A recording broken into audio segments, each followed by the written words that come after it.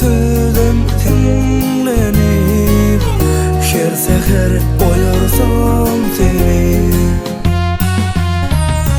Sevgilim batımı sana bağlap Leylikim Mecnun bolup senin canım deyip batıma yazsam seni. Başka kıyıda çalışmam, aşka bakan gözlerimi en sonunda can deyip sözlüsüm men söylerlerimi. Başka kıyıda çalışmam, aşkla bakan gözlerimi en sonunda can deyip sözlüsüm söylerlerimi.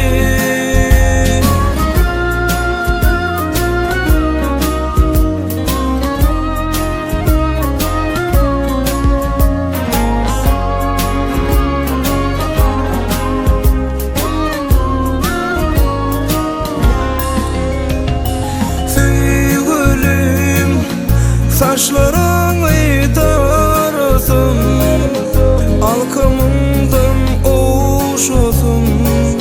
Sevgisinden hinlenip her seher oyarsam seni.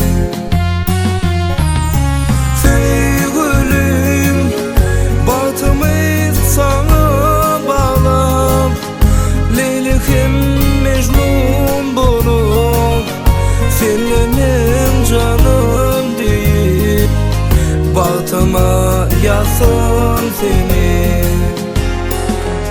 Başka kıyıda çalışmam, aşka bakan gözlerimi en sonunda can deyip sözlüsüm men söylerlerimi.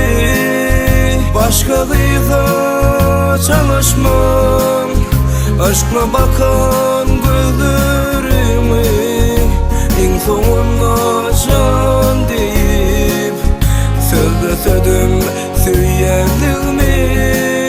Başka kıyıda çalışmam, aşka bakan gözlerimi en sonunda can deyip sözlüsüm men söylerlerimi. Başka kıyıda çalışmam, aşkla bakan gözlerimi en sonunda can deyip sözlüsüm söylerlerimi.